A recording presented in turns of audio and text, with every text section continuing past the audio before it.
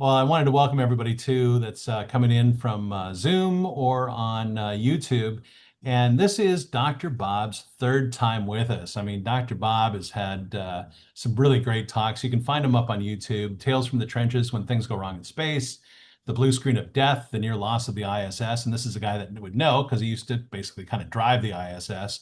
Well, Dr. Bob Dempsey received his PhD in astrophysics from the University of Toledo in 1991. He went on to both observe with and operate the Hubble Space Telescope. And in 1997, he joined NASA's International Space Station program, where he controlled the computer and communication systems on the ISS. In 2005, he was selected as a flight director, call sign Galileo. In this role, he supported numerous space shuttle assembly missions, spacewalks, rendezvous, and dockings of autonomous or crewed vehicles, and supported many shifts in mission control. And for 10 years, he led the operations team that developed and operated the Boeing Starliner crewed vehicle. In 2022, he retired from NASA and joined Blue Origin, serving as the director of mission systems and flight operations for the Orbital Reef Space Station program. And obviously, Katy Perry's best friend. Well, we'll hear, I'm sure, about all those things. So please welcome back to our lecture series, Dr. Bob. Dr. Bob, welcome back. Hey, it's my pleasure. Let's see. Okay, first of all, you can hear me okay still, and you can see the slide? Yes. Yep. Okay. Your presenter screen is still kind of off on the left side a little bit. You want to just pull your presenter screen off to your left? There you go. Yeah. A picture of me. There you are. Right before we push you out. Kathy Perry. Yeah. Kathy Perry, right. You know, seeing those pictures, those are beautiful pictures, but it reminds me, I've got a half-built talk that at some point you guys might be interested in about astronomy from the International Space Station. You know, some of the stuff that we were doing on it. But anyway, not what I'm here to talk about you tonight. And thank you for giving me the opportunity. What I wanted to talk a little bit about was, in particular, really kind of focused on Blue Origin's new Shepard program, and you'll see why I'm talking about that in a moment. And, you know, a little bit of a discussion about, you know, how this plays into the bigger role, because, you know, you guys have already made some Katy Perry jokes, and you're probably aware of some of the discussion. You know, we got a lot of visibility with that recently. And but I thought it would be good to tell you guys a little bit more about it. So, and I promise I will try very hard. This is not meant to be a commercial or anything. You know, if you feel like I am getting onto that mode, just throw me a virtual, you know, knock on the head here. Anyway, I titled this "What Goes Up Must Come Down: Private Spaceflight in the New Era of New Space," because I was focusing on the new Shepard, which is a suborbital mission, as I'll show you, as Alan Shepard did many years ago, and how this kind of fits in, as I see it, in terms of the way space exploration is evolving. And I suspect many of you, kind of like me, you know, when I was a kid, you know, and the moon landings were going on and stuff, a lot of what's going on today is what I thought would be like in the 70s, you know, and 80s. And a few months ago, I was at the Kennedy Space Center, actually on the Air Force Canaveral side, and I was walking along the parking lot, and I'm not kidding you, a Blue Origin New Glenn rocket, which is massive, I'll show you a picture of it, was rolling out for a test on the launch pad, and a Falcon rocket was launching overhead real time, and I'm like, oh my God, you know, it's like really coming true. So I find it interesting and wanted to talk a little bit more about it. Now, private space, what I mean by that is a company, not a government like NASA or even a foreign government exploring space. And when I was a kid, in high school and even in college and probably well into grad school and post-grad school, there was a saying that if you wanted to make a small fortune in space and space exploration, you needed to start with a big one. And that's kind of a ironic truth, and it's changing today. So we'll talk a bit more about that. I wanted to give a little bit of background on some of the private space exploration to date.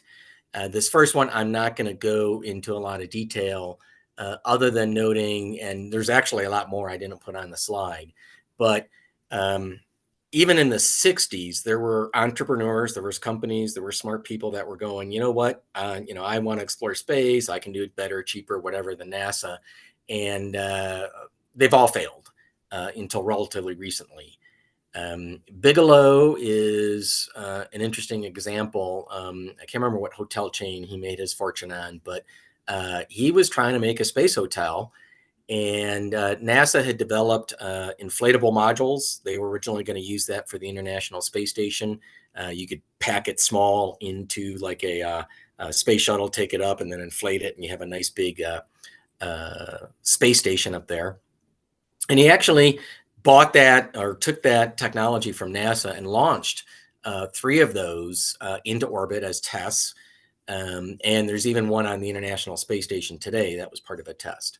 NASA didn't go with that, partly because it sounds great. You get this really big area pretty quick, but then when you figure out how much it's going to take you to put all the stuff in it, it's a lot of launches just to outfit it, and it really wasn't cost effective. But anyway, Bigelow tried. I think part of his problem, he was a little bit ahead of the time. They didn't really have a launcher system that was reliable and fast enough, and he went bankrupt in their space.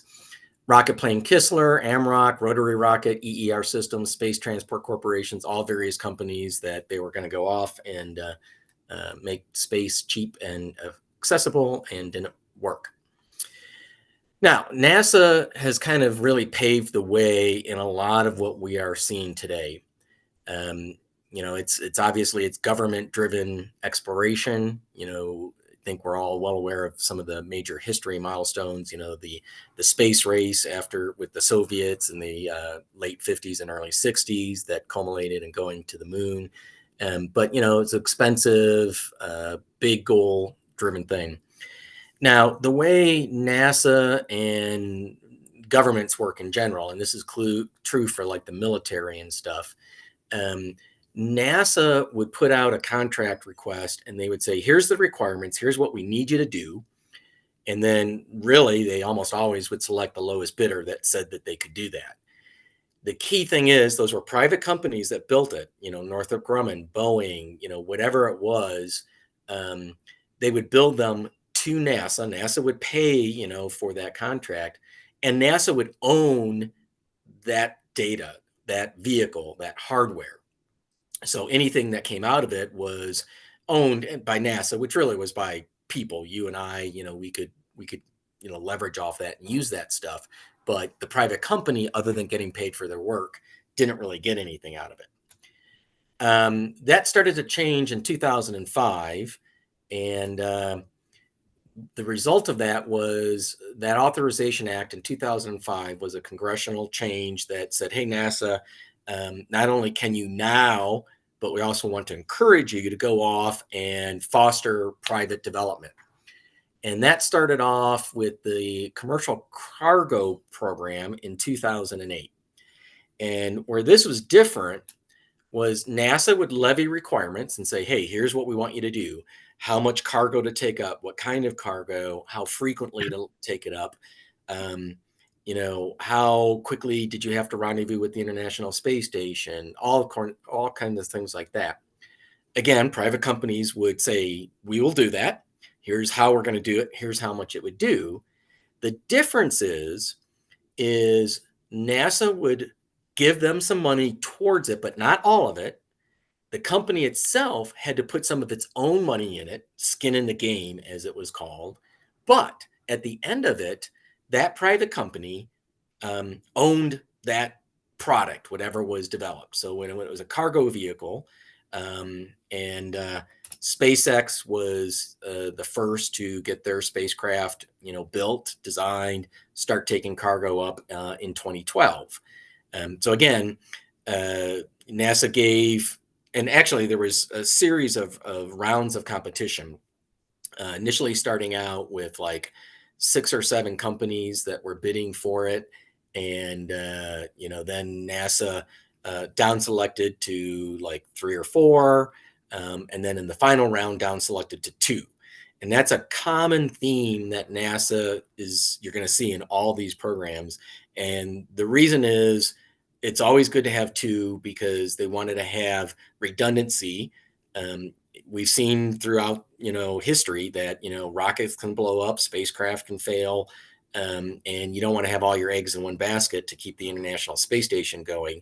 And I should also point out, this was in reaction also to the retirement of the space shuttle, which was supplying all or most of the astronauts and most of the cargo to the International Space Station. When that retired, we were reliant on the Russians to do essentially all that. And just to give you a little interesting tidbit, when we, the Russians would sometimes send some cosmonauts over and we would train them and launch them on the shuttle. We sometimes, because of timing and whatever, would send astronauts over to Russia to train and go up on the Soyuz. And the estimate, the way it worked out is that would cost about $25 million, meaning we would have to pay Russia $25 million for all the training, the suit that they had to wear, the food that they took up, all that sort of stuff. I'm not kidding you. The day after the final shuttle landed, the price went up to $65 million.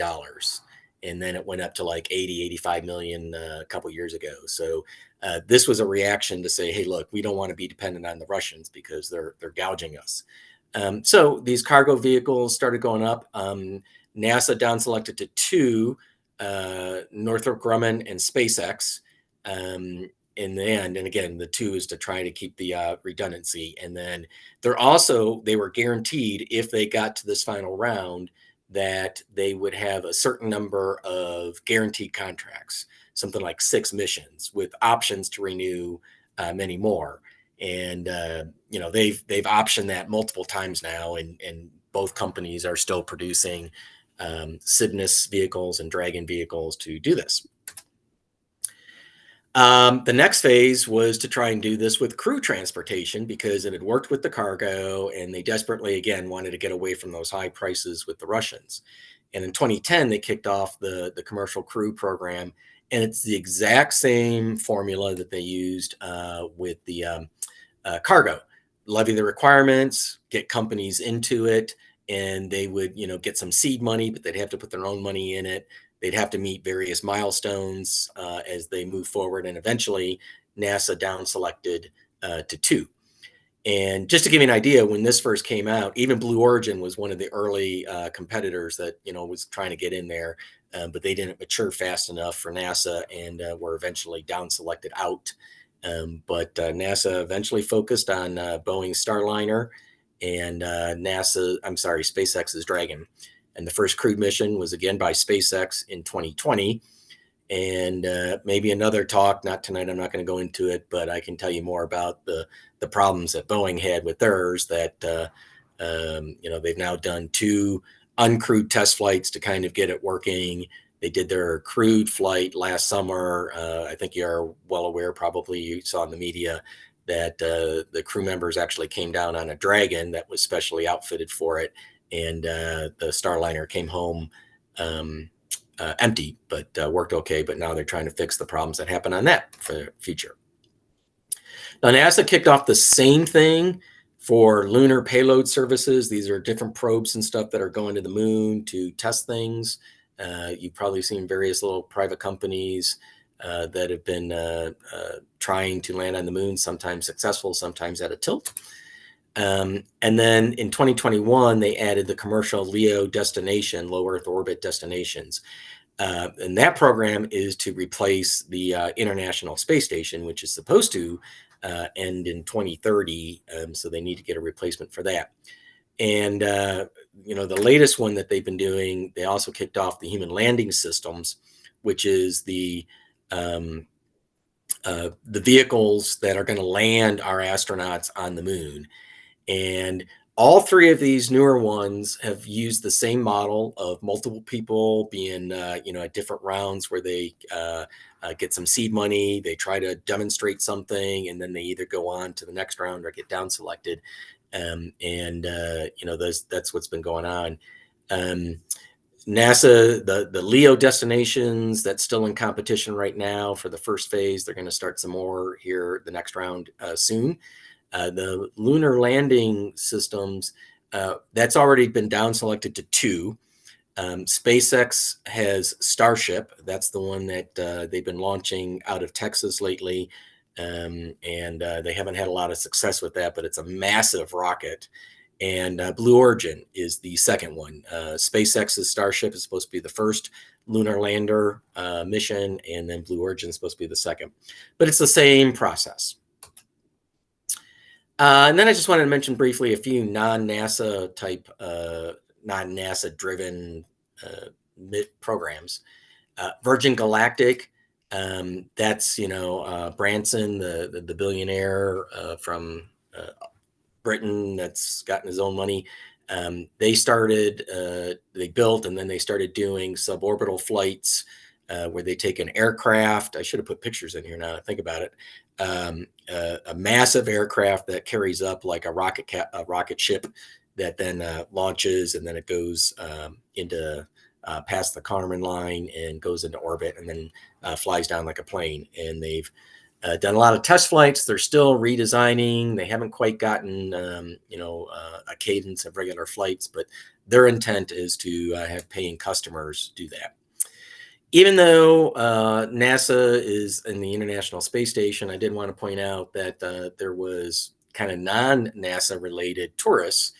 And this started with Space Adventures, a company a while back, and their first one that they flew to the International Space Station was in 2001, paying about $20 million to go to the space station and spend about 7 to 10 days there, flying up on a Soyuz. And this was kind of interesting because I was at NASA at the time, and NASA was very reluctant. They didn't want to have tourists up there. Russia basically, they launched them anyway. They weren't going to wait for NASA or anything like that. But they had 6 missions that did that. There's now the Axiom company, which is also doing non-NASA related missions. They did some missions to the ISS just to kind of go do kind of tourism. They've also, and that's mainly what they've done. They've 4 missions. And SpaceX has done a couple missions, Inspiration 4 in September 2021, where some astronauts went up and just orbited space for a while before coming back. And then they had the Fram 2 mission that happened earlier this year. So, they're still trying to push forward with those sort of missions. And then Blue Origin is doing its own stuff as well. The new Shepard program, which I'll go into more detail now, had the first crewed flight in July 20th. Cool date. We actually celebrate that at Blue. That's a company holiday, both because of this accomplishment and the lunar landing. But that happened in 2021. Okay. Now, this is the one slide, well, I guess there's a few more that kind of stray a little bit into the marketing aspect, but I wanted to put this up here because Blue Origin, yes, Bezos and his team, they want to make money, but they really, and that's one of the things that attracted me to the company, was it's a long-term vision. In fact, our mascot is a turtle, and our slogan is kind of ferociter graditum, which is gradually ferocious. But the thing is, the intent really of Blue Origin is not necessarily go and do a space station or go to Mars and explore it, but build the rockets that someone can use to launch things. They want to build a lunar base is kind of what they want to do, but they really want to kind of build the infrastructure, the interstate system and stuff like that. And I'll show you how that kind of fits in with what we're doing. Another way that I like to phrase what this slogan is just reduce the cost and increase the access to space so that others can figure out what they want to do with it. So first, high level, what is New Shepard? It is the first real program that got going at Blue Origin. It was named in honor of Alan Shepard. And the reason that they chose that name was because it's a suborbital flight, just like Alan Shepard and Gus Grissom did in the early 60s. So it seemed kind of apropos. I'll be talking a little bit about the New Glenn rocket in a little bit, and that's an orbital rocket. And since John Glenn was the first astronaut to orbit, U.S. astronaut to orbit, they named it after him. So New Shepard, it's a fully reusable autonomous vehicle. It can seat 6 people. Now, it can also do payload flights. We do those as well. It's an 11-minute journey. And maybe that writing there is probably a little bit maybe misleading. The entire flight is 11 minutes. You only get a couple minutes above the Kármán line, but you do get the perspective and microgravity there. That's an actual photo of one of the astronauts looking out a window. It's not a drawing. That's my boss, actually, when she flew. You get about 2.5, 3 minutes of weightlessness, depending on how high we launch, which can depend on a lot of variables, including atmospheric conditions that day. And we have a single Blue Origin. It's called a BE3 PM prop module engine that launches it. And I'll show you some pictures of it. And all the engines that Blue uses are liquid oxygen and hydrogen. So we just produce water vapor. So here is the total rocket stacked. The left is kind of a drawing, and the right is an actual one of the rockets on the launch pad. And it's a little smaller than the rockets that I grew up working with at NASA, but it gets the job done. And at the top here is the crew capsule. That's the thing that has the astronauts or the payloads in it that'll go into space. And you can see it's initially mated. There's these drag brakes that flip out. I'm not sure if you're seeing my mouse or anything, but it's these flaps that are kind of sticking out sideways from the spacecraft in this left drawing, which is on the way down. It gives you drag and adjustment. These things, I didn't put an arrow here. You can see it better on the right picture, especially the one that's sticking off next to the cloud here, are fins that can pop down to give good aerodynamic control, just like the aft fins do on the way up. These give you good control on the way down. This big rocket thing is it's a single stage propulsion module. Has the aft fins down here on the bottom to control. And then on the left here, you'll see these landing legs, which pop out as the spacecraft is about to land. This is what the trajectory looks like. There's a launch. These are launched out of West Texas, sorry. And it's a small little town, near a small little town called Van Horn, middle of nowhere. It's a desert. Jeff Bezos bought a ranch out there that just goes literally from horizon to horizon, where we launch these from. So we launch New Shepard up. It's mostly a fairly straight up and down trajectory, but you go up, we go through max Q, we have main engine cutoff, that's MECO. The rocket's still going up at this point though, just from momentum. The capsule separates and then it continues to go, reaching its apogee. The booster then begins after separation re-entry. Those fins that I mentioned that kind of pop down from the side come out to give you dynamic stability. The drag brakes deploy, and then the engine relights for a landing. And then it lands on a launch pad that's literally just a couple miles downrange from where it took off. The capsule, meanwhile, continues its trajectory and will then come back, drogue chutes, and then main parachutes will deploy. And about 3 miles from where it took off from, it lands in the desert. So let me change over to this for a second. Are you seeing the YouTube video with the red play button? Yes. Okay. This is just a video that shows you a little bit, of the capsule itself. It's small, it's well contained. Let me pause it here let me go back for just a second.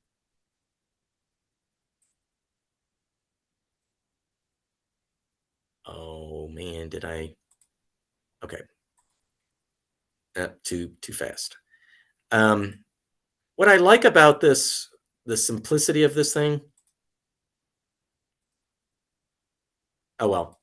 Let me run the video. Here's the seats next to very large windows that the astronauts, when they're in orbit, will be able to look out. Let me do it smaller, see if that goes a little bit faster. I apologize. My internet has been doing much better today.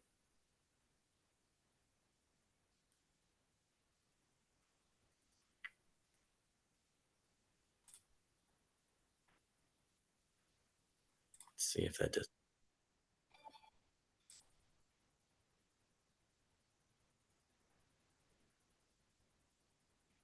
Remember that big center thing in the center there? I want to make a comment about it in a moment. There's the seats and windows.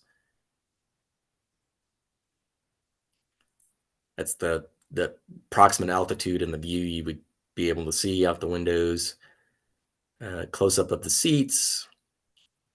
They're very comfortable for the astronauts and safety. Those are like a scissor lock that as an extra catch up if there's a hard hitting landing.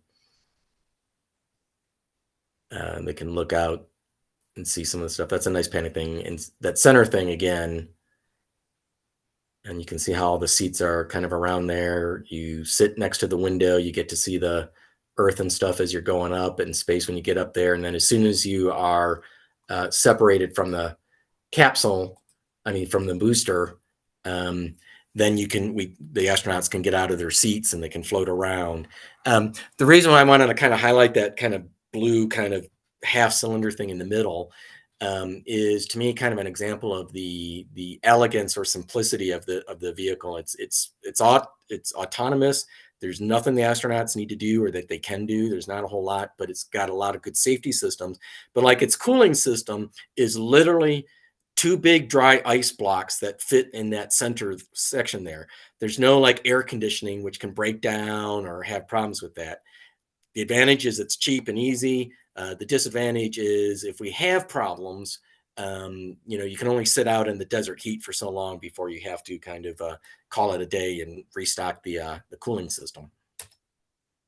So here's a couple cool pictures. You can see at the bottom, especially on both of these, that it's a single engine that's propelling this vehicle.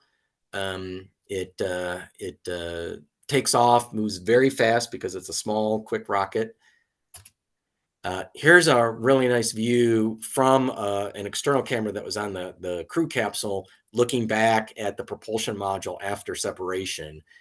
So the capsule was sitting on the top there on its ride up. Here is the prop module coming down, and this is just a great picture of the atmospheric interaction there. And then this is one of those things, and you introduced me initially as the Reef Mission Systems, but I'm actually, for the last year, I've mostly been helping the operations team here as grandfather flight director and helping them hone their skills. But this gave me a heart attack every single time because this thing is coming down like a rocket in the opposite direction. And it's like, when you're like, oh my God, the engine should be on by now, shouldn't it? It should be going a lot slower. The engine kicks on, and then very quickly it decelerates and then comes to a gentle landing. And here's the landing pad. You can see some scorch marks from that engine. And just because of some vagaries of global positioning system, we're always just a few feet off from the center of it, but that's okay. Meanwhile, the capsule is coming back, and this looks more scary perhaps because of the lighting, but these are the pyrotechnics that are deploying the drogue chutes, which are to help stabilize the spacecraft to make sure it's in the right direction so that the big 3 main parachutes can pop out and decelerate and safely land the capsule in the desert. And here's a time lapse of several images that's coming in. There's also this terminal descent system, which is a gaseous nitrogen system that vents down some gas to help decelerate it. There's also what's called a crushable heat shield here. We are coming in from orbit, so we need a heat shield because there are very high temperatures, but it can also absorb some of the impact when it hits the desert there. And the very last mission we had last month, here's a really nice picture. Here's the propulsion module on the pad, and that one's almost on the center. And here's the capsule, just real close to it. You got a real nice view of them here, showing them afterwards. Okay, now NASA and other governments have been launching astronauts for years. What this slide is showing you is if you look at the total number of astronauts listed on the left axis, and that's first-time astronauts. Obviously, there's been a number of astronauts that have been in space more than once. But you can see the number growing over time as NASA, Europe, Russia, have expanded their space programs over time and done stuff. But you're starting to see there, starting in 2021, the dark blue are the number of astronauts that we've been launching. And per official definition, anyone above the Kármán line is considered an astronaut. And that's also the FAA legal requirement. So when you add that requirement, you can see our growing number of astronauts that we've been starting to launch. We've already got on about 70 as of this point. And right now, we're launching about monthly. In 2026, we're hoping to be launching about every 2 to 3 weeks. And then 2027, we're hoping to be launching weekly. Okay, so a big question here is why? Now, probably, I'm guessing, at least most of us here would be like, I don't need a why. If I got a seat, let me go. My wife is scared that I'm going to say yes someday, but right now I can't afford it. But why are we doing this? Why would people want to fly? New Shepard was really initially started at Blue Origin to learn how to do rockets, learn how to do spacecraft. There was always a vision to do New Glenn and lunar landers and stuff. So we've built up a team that can launch, design, build, launch rockets. That then translated into the New Glenn, which is now coming online. And so that was one of the key things why this was doing. So it's building a step in the infrastructure. We've succeeded because we're now doing that fairly regularly, and we're picking up the pace. But we also helped a lot in the New Glenn program. I was pleased that one of my flight directors was the first launch director for it. We helped them do a lot of other stuff. We're also helping on the lunar program.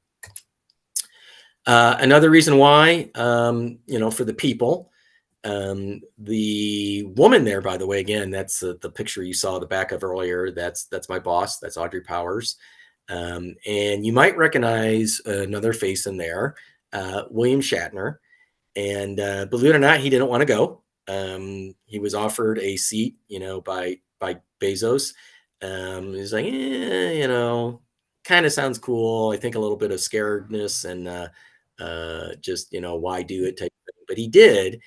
And this was important to me in a number of ways. One of the things that has amazed me is, I've always wanted to fly in space. I would do it in a heartbeat. And I know what I would expect to see. I think I would feel that it'd be great. I know the Earth would be cool to see. But every single person, after they get off this capsule, their minds are blown away. Not just that it was a cool ride, but that they come away with this literally kind of a changing experience. And William Shatner captured it well. It's called the overview effect.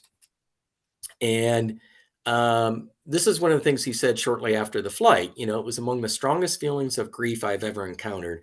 And if any of you ever saw any of the video or pictures, I should have added a clip or something. When he came out, he was crying. And some people thought he was afraid, he'd been scared to death or something. But no, it was this. He had grief because he saw this contrast between the vicious coldness of space and the warm nurturing of Earth below filled me with overwhelming sadness. Every day we are confronted with the knowledge of further destruction of Earth at our hands, the extinction of animal species, of flora and fauna, things that took 5 billion years to evolve, and suddenly we will never see them again because of the interference of mankind. It filled me with dread. My trip to space was supposed to be a celebration. Instead, it felt like a funeral. Now, his was more of a negative. He was seeing in the beauty of it, he was seeing, the negativity that is kind of associated with. But everyone is kind of seeing that sort of effect. It's documented and written about in this book, the overview effect. But usually people come back not just saying, "Hey, that was a cool ride," but like they were moved emotionally very significantly. So I've got to touch on it. I'm sorry. This is just a cool picture. This is Wally Funk. For the older folks that may remember, there was the Mercury 7 astronauts, and then She's so amazing. She's just incredible lady. yeah, she got to fly. She finally got her trip into space, so that was cool. And then most recently, a couple months ago, we had an all-female crew. That is Katy Perry in the upper left. And, to be honest, I even kind of expected her to kind of commercialize this, and she may yet, but, just kind of think it gee whiz and stuff like that. But she too even came back and, kind of relayed it as a very emotional experience. The lower right there is Gail King. You guys may know her from CBS News. It was a pleasure talking to her, and I'll tell you a funny story. If you've heard any of the news beforehand, she was very, very afraid. She was very nervous and kept thinking she was going to maybe bail. We weren't even sure until the day before she was really going to go through with it. And what was funny was we actually had to modify the spacecraft a little bit because for 6 women, they were lighter than the normal mix of men, mostly men and women that we normally launch. So we had to modify a little bit to change the CG. And then after we weighed them when we got there, we were still off.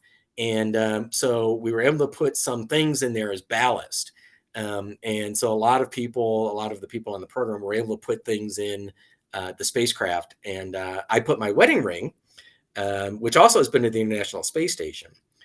I tell you this because when Gail King walked out, almost the first thing she said was, "Thank God I didn't pee on myself."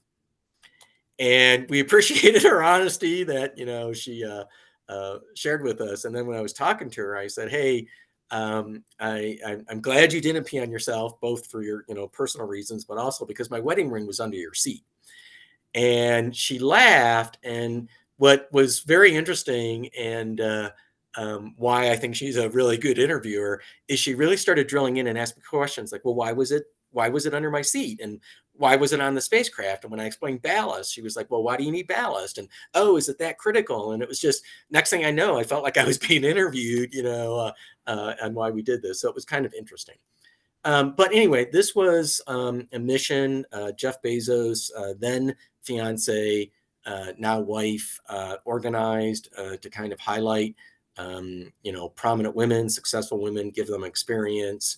And that paid off. We had a lot of publicity. There were some estimates that we got about $1 billion of kind of advertisement out of it. Is this a thing for just rich people to do, a fun little toy? No, a number of people have been sponsored by organizations, or in one case that I know of for sure, they created a GoFundMe campaign, and that was done by Amanda Wynn, one of the astronauts on that flight.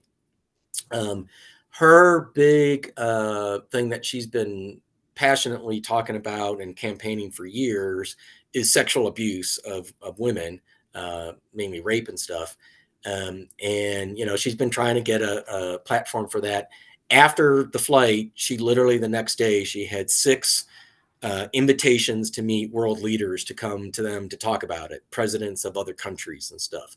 So, that was her story. And, different people do it for different reasons.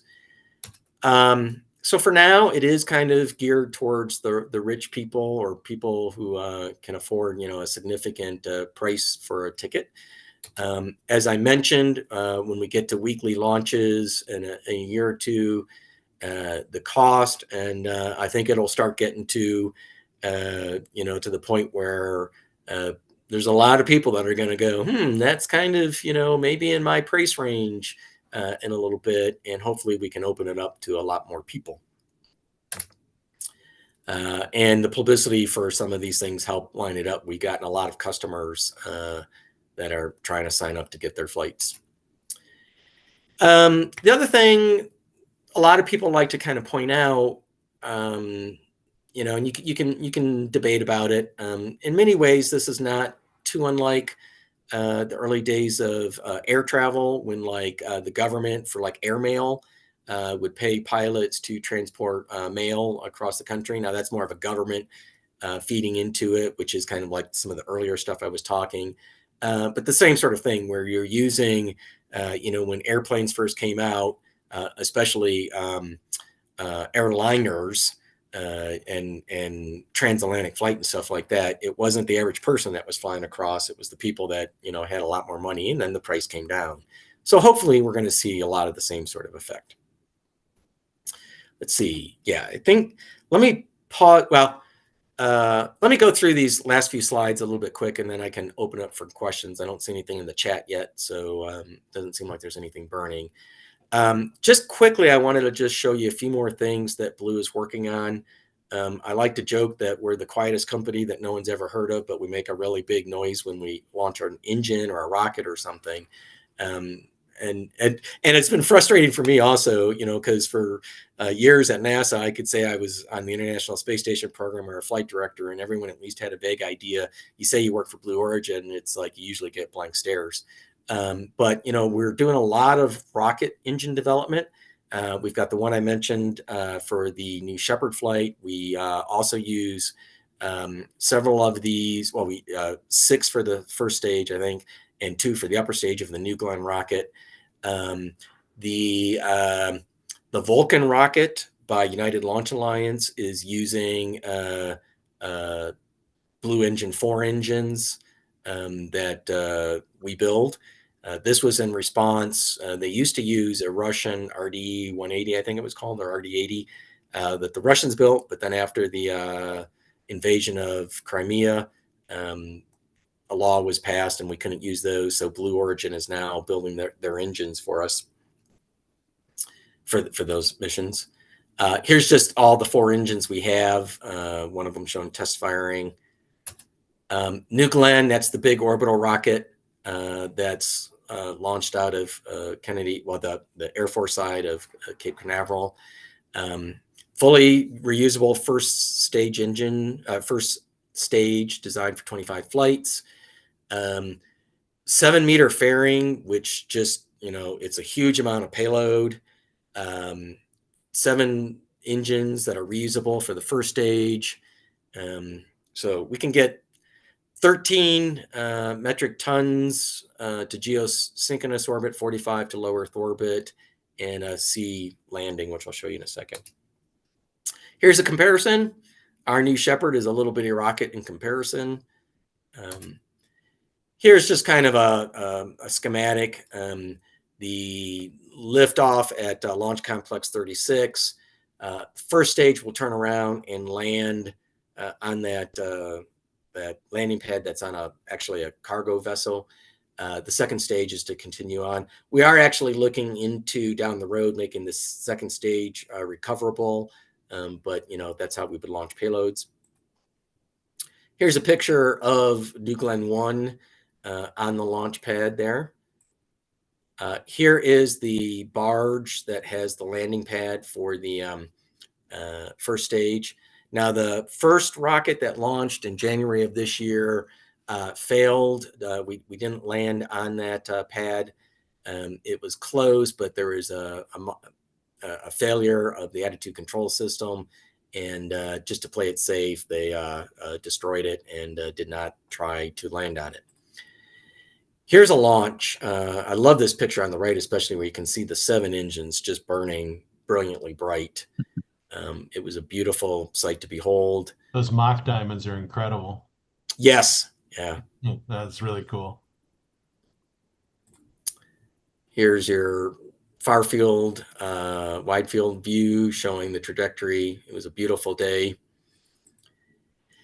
Briefly, like I mentioned earlier, we're providing the second crewed lunar lander vehicle. Here's kind of a drawing artist conception of it right now. This is going to be interesting. And unlike the Apollo lunar missions, where the point was to do it safely, take your everything with you, leave the lunar module there and use it as a launch pad to come back. But the intent here is to have regenerative fuels. We're working on systems that can make fuel on the lunar surface to refuel these vehicles eventually. But right now we're going to have to use big tankers in space to fuel them. But it's a big vehicle that'll land and the entire thing will come back. It's not just going to leave that bottom portion there. This is the early design. It can transport about 3 metric tons to the surface. It's reusable in the second version. This gives you an idea of the size with the astronauts here, out here by the lunar leg here, and it will carry 4 of them. We're hopefully trying to launch our first Mark 1 later this year. It's just going to be an unmanned vehicle. It's not going to do a whole lot other than hopefully just go to the moon and maybe land. Just going to the moon, getting close there would be a big success for us. But we'll see if we can land it there. It's going to be launched on the New Glenn. I think it's the second. There's 2 more New Glenn flights coming along. I think the second one of those is going to be the one that's supposed to launch this one. So hopefully later this year, both this vehicle and the New Glenn rocket will be ready, but pretty soon. And I'm not going to go into detail on here, but just kind of showing that there's a lot of other things that we're working on to, like I said, produce fuel and energy and stuff like that. So concepts are being worked. And then lastly, I'm sorry, not lastly, we also have Blue Ring. What this is basically a space truck, you can think of it. We provide a vehicle that can generate power, so it provides power, attitude maneuvering, propulsion, data communications. You provide the payload. So we're selling these where people can now take rides, if they want to go, because they want to be a satellite in orbit, they don't want to build their own propulsion module. We can do that for them. So we're going to be launching these soon. I think one of these is going to be the next launch on New Glenn, but that could change. So we'll see. And then finally, the space station stuff that we've been working on. I really wish I could tell you more about it. Unfortunately, since we're in a competition right now, my bosses are worried that if I say anything, you guys will quickly run over to NASA Watch or SpaceX or something and tell them the cool things we're doing. So I can't really say much more than what's been publicly released. We're still working on it. We're trying to get through what's called a preliminary design review this year as part of, and I think I mentioned there's these various milestones where NASA will give you some seed money, and they are giving Blue Origin seed money to get through a design review. And any day now, there should be a call for proposals for the next phase, which will then probably get selected down selected to 2 companies. Blue Origin, who's partnering with Lockheed Martin, and SpaceX, are probably, 2 of the key companies. I think most have dropped out. I think there's one other, a couple others that are still maybe in the competition. So we'll see what happens there. And those will go forward. I think part of the reason that this call for proposals for the second phase was supposed to come out earlier this year. I think with the change in administration and without a administrator, and the budget was still being worked out, I think those are why the delays are. So we'll see what comes out of it. Hopefully they'll maintain 2, because I didn't say it earlier when we were talking about it. NASA has been always trying to get 2 companies, 2 providers at least. And like on the commercial crew, that's worked out very well because SpaceX was able to perform, get their crew vehicle going. Boeing's still trying to get theirs worked out. So, it's good to have 2. However, on these space stations, these are so big and expensive, and it's not like there's markets that require 2 or 3 space stations out there. So I wouldn't be surprised if they only picked one, but that might be fraught with risk if that company, that provider can't deliver. I So had we'll see. read, I had read too that the space station might be operational if so, around something like 2027. Is that aspirational? Oh, this station? Yeah, that orbital reef could be 2027. I mean, that seems awfully fast. Yeah, that it could have been a couple years ago that might have been possible, but with the rate that they're going at, you know, 2029 is probably ambitious. And I'll be honest, if I was NASA and I'm looking at all the providers out there and where they are at their development and thinking about, are we really going to have a replacement before 2030? It's going to be tight. Now, there's a good chance that ISS could go past that if the Russian segment holds out. You Yeah, probably let's read it. talk about that. I really want your insight on the Yeah, airlines. and I'd then really like politics to- and the budget. right. If Congress or the president decides that it's time to end ISS before we do this. Unfortunately, NASA tried that every other program to have the next program up and flying, and it always never seems to work out. But we'll see. Anyway, that is all I have on that. Well, I have lots of questions. We'll wait for some other ones to come in. So let's go back to the ISS leaks because I think that you have obviously some pretty good knowledge of some of that. Um, so this is all coming from the Russian side. It apparently is like some bad welds or something like that, slow leaks. But every time that you dock with the ISS or move the ISS up, it flexes and shakes. Is that I mean, is there a chance of having some sort of a really a critical moment where you have immediate depressurization? I mean, is that I know that the room is sealed off most of the time, but should you have rapid depressurization in that room, what would happen? Well, couple things there. You're right. The Russian segment, because of bad and old welds, it's just an old vehicle. Like you said, everything flexes, and you design it to take this many flexing, and then we've expanded it over time. On the U.S. side, we've done all kinds of analysis and testing and said, hey, we're good for long term. The Russian segments, first of all, they sat on the ground for like at least I think 10, 15 years, some of them before they were even launched, so they aged a little bit there. Maybe construction quality is not as good. The thing that worries me more about the Russian segment, yes, the leaks are bad, is more the way they've been handling it.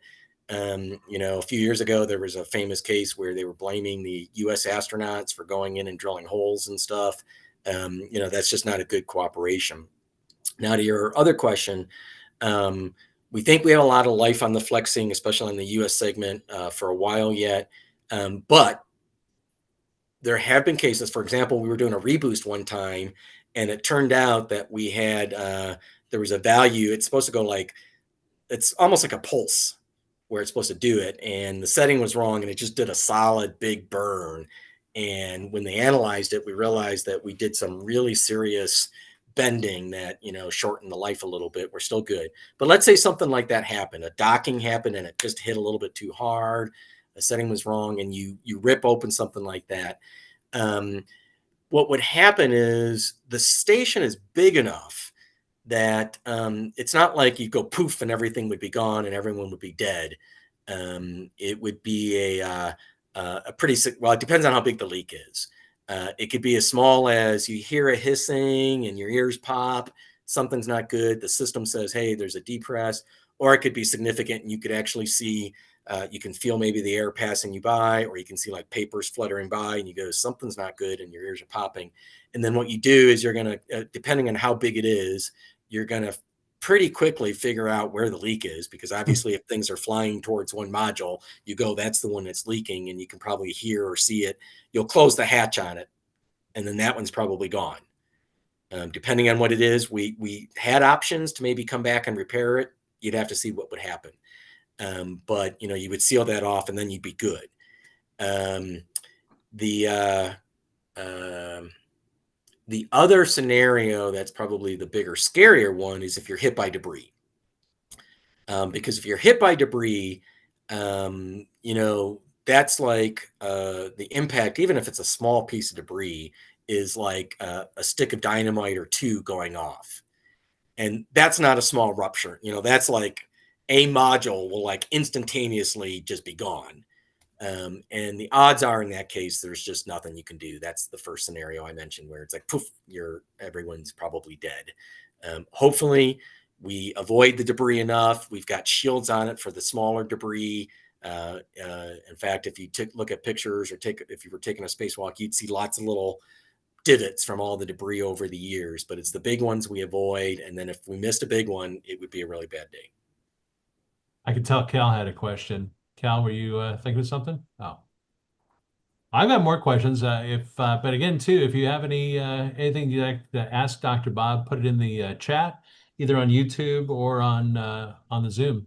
I'm just curious to know if you've been in the capsule yourself. Oh, there we go. Oh, the Blue Origin capsules? Yeah. Yes, I have. And in fact, I have taken all the training. And when I first did the training, this is the other thing that scared my wife. Once I had the training, I was a candidate that should an astronaut back out at the last moment who had my height and size, I'd be able to step in.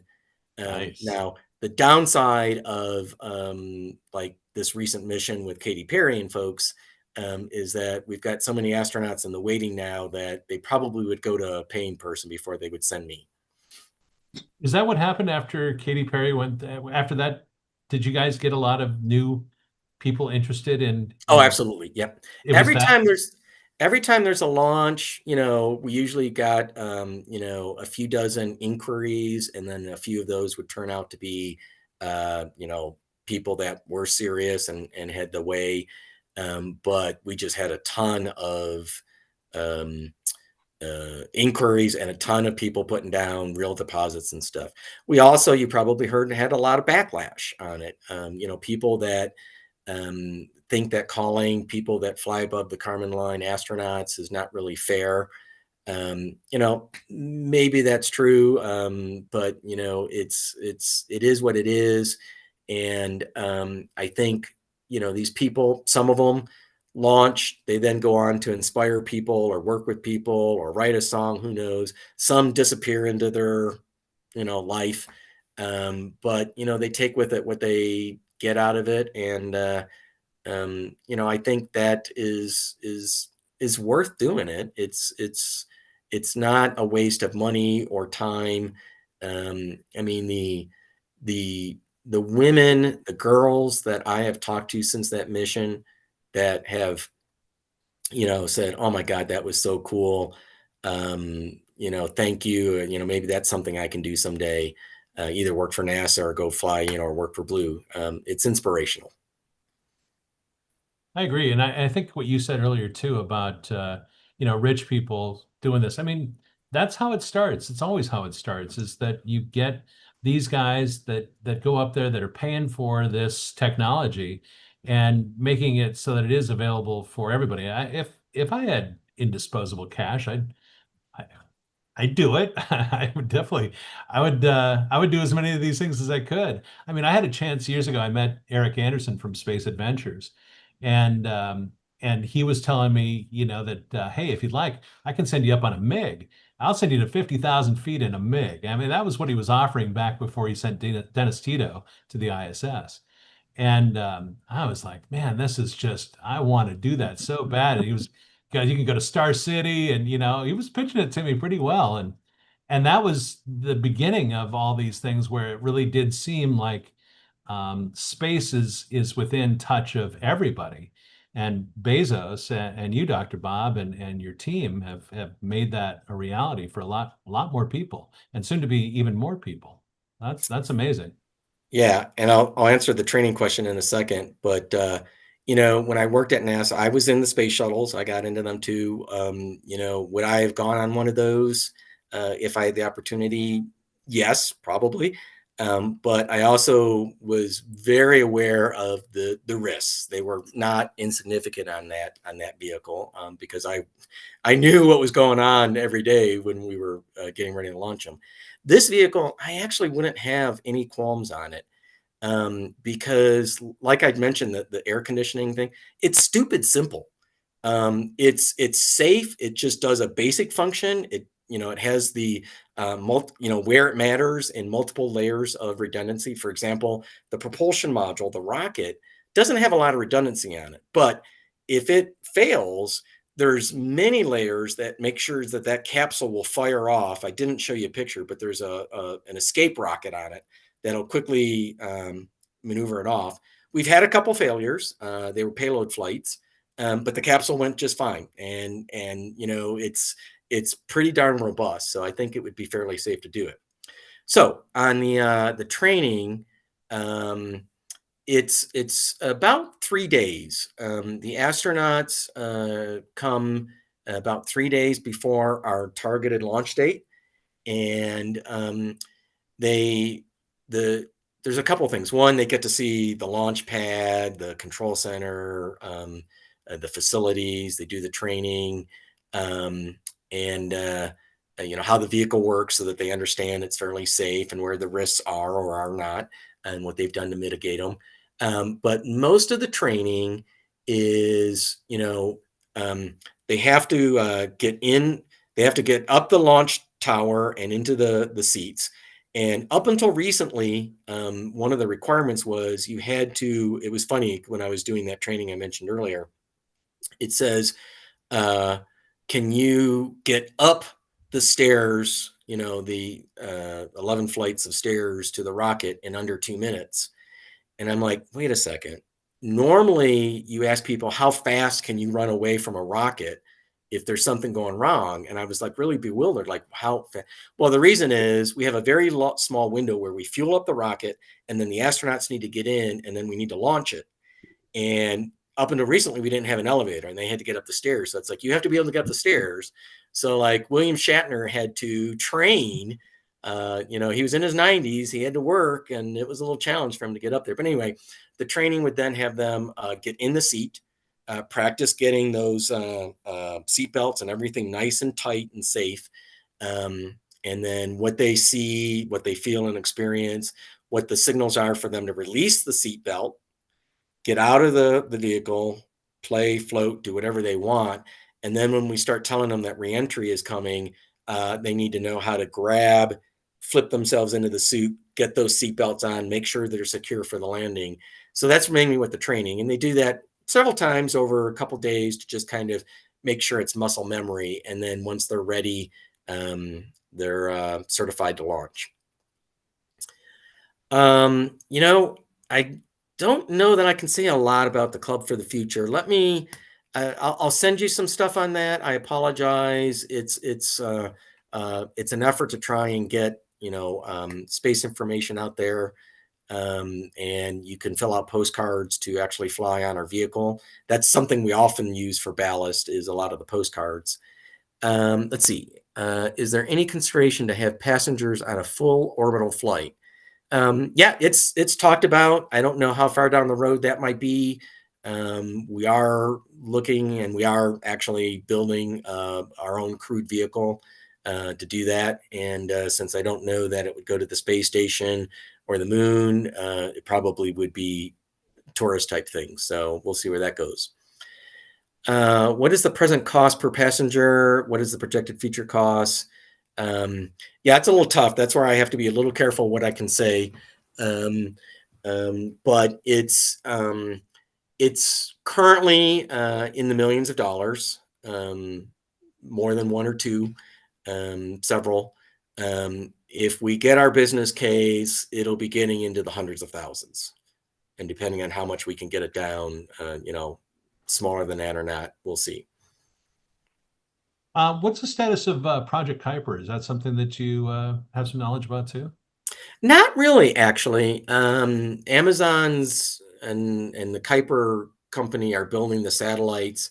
We're going to launch them on New Glenn when New Glenn is ready, but I think they've also got some other non-New Glenn flights that they've contracted, which that will be launching some of them. I know they've done, I think 6 test satellites have been launched, but more than that, I don't know. Is there a specific test for passengers to endure the G-forces at launch? That's a great question. You get a maximum of about 3 Gs on launch, and I think you get about 6, if I remember right, on reentry and landing. If there is an abort, I did not, go into that, but if there's an abort, there was a underneath the capsule is this solid rocket motor that'll launch you out really fast, and you can get 10 to 12 Gs under that.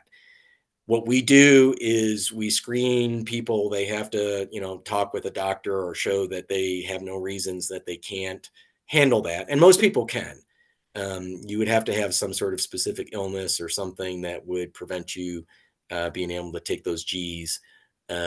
And that's another thing that we are working very hard on, is opening up, and you're going to be seeing some people with various disabilities flying soon. We've actually had some already with like significant visual impairment that NASA wouldn't be able to fly or anything, but we're going to try to expand that as much as we can. Perfect. So I don't know. Is there any other questions from the panel? No.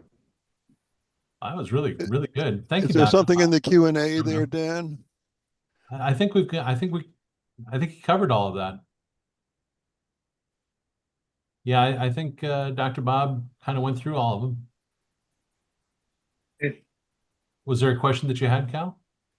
No, I was just looking at Claire had a couple of questions in Q&A. Oh. So Claire did? Oh, I didn't see that. I only saw it in the regular chat. Oh, is it in the other chat? No. Yeah, let's look at. Yeah, I didn't see any questions. Oh, I see it. There's a Q&A panel. Okay. Let's see. We already did the cost. Let's see. Oh, yeah, there we go.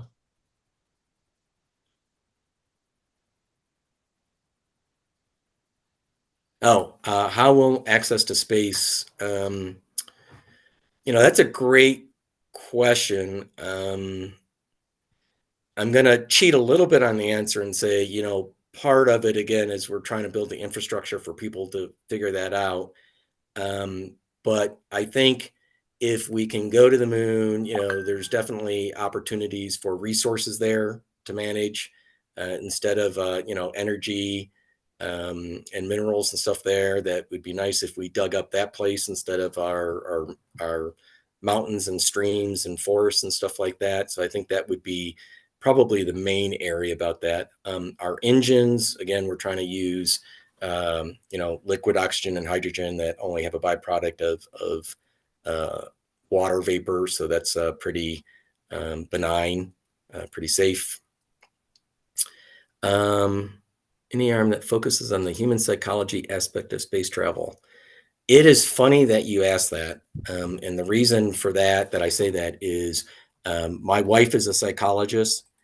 And for all our time together, we've always said, hey, it'd be really cool to work together on a project. And a couple years ago at Blue, I did get permission, and she got involved, and we started talking about some of that, more in the focus of training, psychology of training and how to kind of do it, behavior. But then Blue kind of changed their focus on some of the stuff on Orbital Reef, and we had to put that on the back burner. But no, right now there's no particular arm in that area. Oh, another question there. Oh, you got it. Yeah, Claire just said that. So I guess we'll stick a fork in this. I think we'll just wrap it up there. A couple of things. I got some other notes. I got quite a few notes about asking about that supernova in NGC 7331.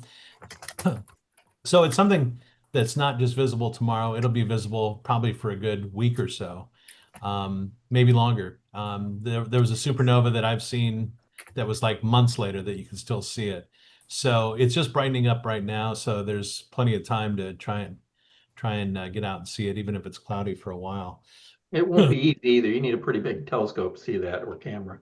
Yeah, it's 17th magnitude. So, I mean, that's something that you really, at the moment, you need a camera to use and see in a big aperture.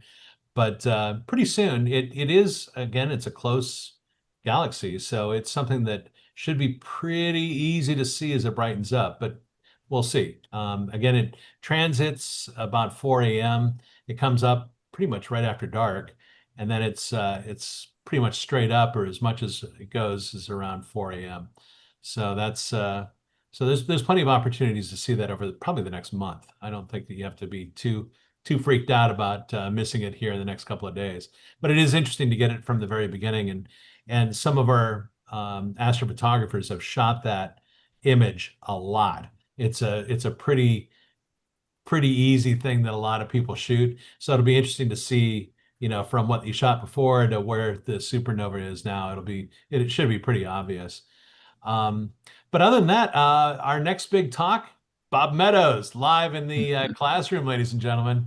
Standing room only, as always, with the Stellafane Report, and we hope you can join us for that. It's always good to be together in the classroom, so let's plan on turning out for Bob, next month. Thank you, Dr. Bob, for the wonderful talk. That's right, and thank you, Dr. Bob. That was so much fun, and that was number 3. We don't have a lot of 3-peaters. That's a rare. You're in rarefied air. So thank you, Dr. Bob. My pleasure. Yeah, we'll get you Hopefully- back for your Thank next you. talk. Okay. I'll look forward to it. All right, thanks everybody. We'll see you next month in the classroom for the Bob Meadows Stellafane Report. See y'all. Bye. Be easy. Good night.